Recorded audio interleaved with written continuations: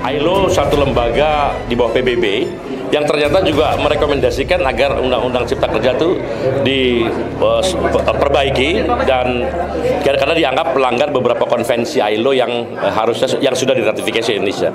Karena itu kita perlu menyampaikan rasa terima kasih juga karena dukungan internasional penting, dan artinya kalau ILO menyatakan begitu, sekitar 150 negara lebih itu mengetahui bahwa ada masalah ketenagakerjaan yang anti terhadap semangat kebangkitan atau kesejahteraan buruh, dan itulah yang disuarakan oleh ILO. Jadi karena itu kita penting melakukan kunjungan atau simpati kepada ILO.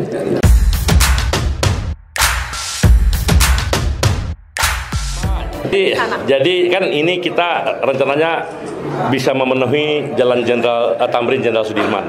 Tentunya dari Patung Kuda pengennya sih ke istana, tapi kan nggak boleh. Kita tahu sendiri bahwa istana ada beton kan, ya jadi nggak apa-apa kita sampai di situ. Tapi kan yang penting mereka tahu, semakin besar kita punya aksi, semakin menunjukkan bahwa kita adalah dalam kesungguhan gitu. Kita paling tidak keputusan ya dari AASB hanya ingin membubarkan diri setelah Presiden mengeluarkan perpu pencabutan Undang-Undang Omnibus Law. Bahwa sebelum adanya pencabutan terjadi dialog antara tim dari AASB dengan tim dari istana, itu cerita lain. Tapi secara umum federasi dan konfederasi di dalam AASB menyatakan kita hanya ingin bertemu Presiden setelah Presiden menandatangani perpu pencabutan Omnibus Law. Nah, kita tidak tahu apa yang akan terjadi setelah itu atau dalam waktu-waktu itu. Nah, kita serahkan pada Yang Maha Kuasa lah. Mudah-mudahan segera ditandatangani, dan setelah itu kita siap duduk menyusun kembali lebih argumentatif dan lebih rasional. Sebenarnya itu. Jadi tidak ada bagi kami siapapun yang menemui Presiden ya kemudian hanya diberikan janji-janji, itu keledai sifatnya. Saya melihat ada beberapa pimpinan buruh yang seperti keledai. Datang sekali, 2 kali, 3 kali, masih dibohongin, masih percaya juga. Kita AASB, pimpinan-pimpinan kita di sini bukan keledai. Paham ya? Kita manusia yang cerdas dan sadar akan penindasan yang nyata dan maupun sembunyi-sembunyi. Karena itu positif. Pak, ini kan tuntutannya sama ya terkait dengan pencabutan Perpu Ciptaker. Ya. Dan kalau nggak salah tanggal 10 itu Kasbi juga akan menggelar. Kenapa itu berbarengan? Sama. Itu berbarengan. Aliansi dengan Kasbi bareng. Bareng.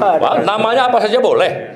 Organisasi apa saja boleh. Yang penting isunya pada waktu itu ya pencabutan Omnibus Law. Kalau ada isu lain silakan bikin ini sendiri. Sementara kan Partai Buruh akan menggerak aksi itu pada besok 9 Agustus. Ya. Kenapa tidak berbarengan padahal tuntutannya sama gitu? Ya itu faktanya memang kita tidak berbarengan dengan dia karena metode perjuangannya berbeda. Dan juga perjuangan kita tidak lagi percaya kepada otoritas pembuat peraturan dengan cara berargumentasi dan berdebat, tidak lagi percaya. Karena mereka yang ada di istana maupun ada di DPR adalah mengabdinya kepada oligarki yang atau pengusaha-pengusaha atau pemodal-pemodal yang serakah. Kaum buruh dan rakyat pada umumnya dipinggirkan dalam pembuatan proses undang. Terbukti itu Omnibus Law terjadi, termasuk mengenai kepada saudara lu wartawan. Ya kan? Kira-kira begitu. Kita jadi seperti itu, beda. Nah, masih ada yang percaya terus, nah kita enggak. Tapi saya enggak menyebut siapa lah. Silakan Anda sendiri aja. Kehadiran Rocky Gerung adalah untuk memberikan argumentasi atau pembenaran dari kenapa kita harus aksi. Dan nyata di situ dia punya argumen yang bagus. Dan sekali lagi saya sampaikan bahwa Rocky Gerung itu yang saya kenal pribadi, dia orangnya sangat tidak peduli personal. Dia hanya peduli soal kebijakan.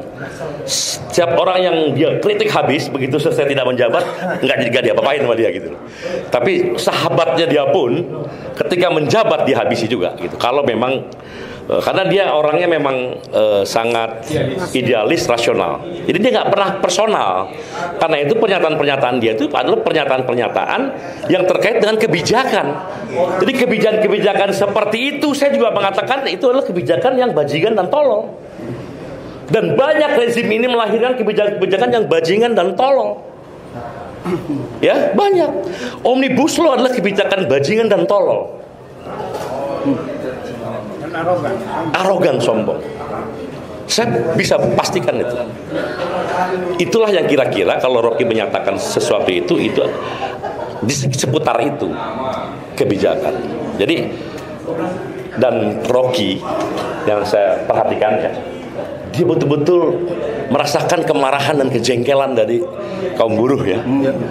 Bertahun-tahun berdemonstrasi, capek, lelah, meninggal, luar biasa gitu. Kok sampai tidak Perpu dibatalkan oleh MK, dibikin lagi Perpu, disahkan nih. Ini kan bernegara kayak main-main gitu. Dan Rocky menyaksikan itu. Sebelumnya pidatonya juga mengantarkan soal itu. Jadi tiada urusan pribadi. Dan teror-teror kepada Rocky yang saya dengar ada, itu tidak boleh ada lah, tidak boleh terjadi. Mas pelaporan yang sekarang. Teror atau yang rumahnya dicatat-catat atau dilempar. Ada dilempar juga ya. Ada dilempar, itu nggak baik. Karena kalau teror itu akan mengundang teror. Dan bangsa kita nggak beradab jadinya. Saya usul penyuruh pelaku teror itu bertobatlah. Hubungi mereka, jangan jadi teror karena akan mengundang lagi teror, akhirnya menimbulkan perpecahan. Kira-kira seperti itu.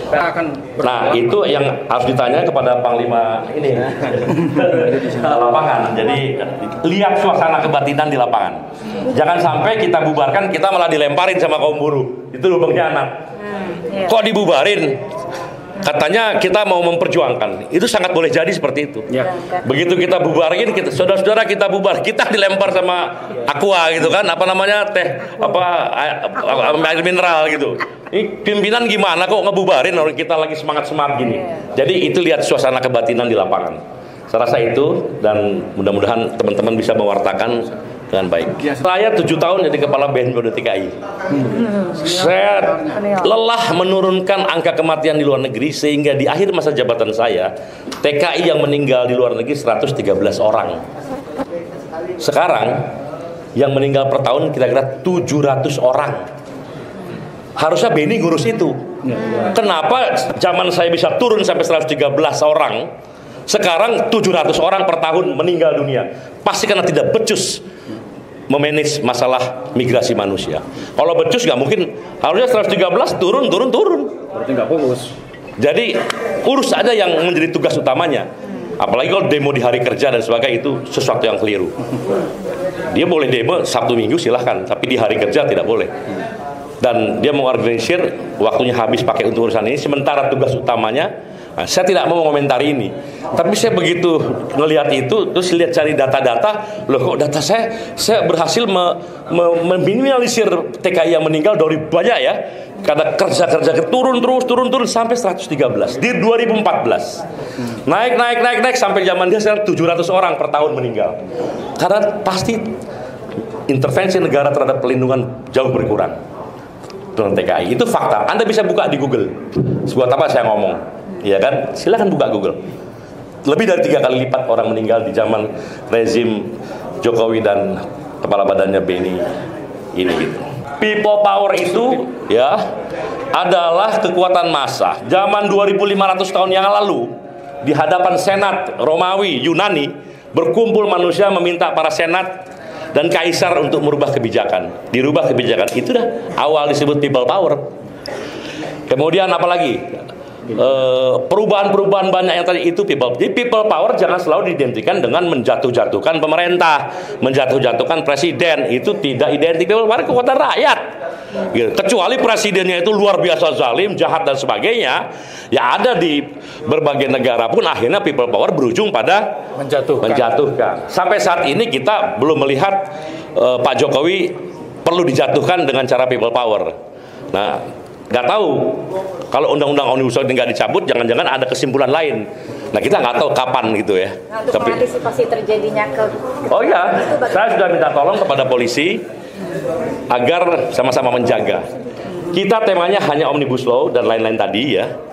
Di luar itu adalah bukan kita dan silakan minta izin sendiri. Gitu. Jadi clear ya. 10 Agustus bukan gerakan menjatuh-jatuhkan Presiden Jokowi atau siapapun. Tapi gerakan menjatuhkan, menginjak-injak kebijakan yang merugikan buruh dan rakyat pada umumnya. Karena isu kita berbeda, tapi bahwa ada nuansa yang barangkali mirip-mirip, itu boleh-boleh aja dengan siapapun boleh gitu. Tapi tidak berkomunikasi. Tidak. Saya berkomunikasi pun belum pernah itu. Jadi ini murni buruh, murni untuk Anda semua ini, ya untuk kita semua. Anda hati-hati. Ini penting nih. Selain komisaris dan direksi adalah buruh, adalah karyawan, adalah pegawai, adalah pekerja. Termasuk jurnalis ya. Satu tingkat di bawah direksi dan komisaris adalah pekerja. Jadi kalau direksi dan komisaris itu mewakili pemilik modal, oke? Tapi begitu dia merekrut orang, kamu jadi wakil direktur atau kamu jadi kepala divisi, itu buruh. Karena itu sekarang mulai resah teman-teman. Manajer mulai resah. Ada yang beda pesangonnya, dia pensiun harusnya 5 miliar atau cuma 3,5 miliar. Karena berlaku undang-undang Omnibus Law. Masa aksinya diperkirakan berapa ya? Pak Arief tadi menyatakan optimis dengan pertama masa aksi inti kita ditambah dengan laporan beberapa organisasi akan bergabung. Pak Arief optimis bisa menghadirkan sekitar 1 juta orang tadi. Jadi ya mudah-mudahan ini bisa plus wartawan 50.000 hadir ya. Ya kenapa tidak ya? Kenapa tidak ya, wartawan banyak kan gitu. Nanti agenda aksinya apa saja, Pak? Ya itu tadi sudah ada lebaran kan. Oke, cukup yang lain? Oke ya, makasih ya.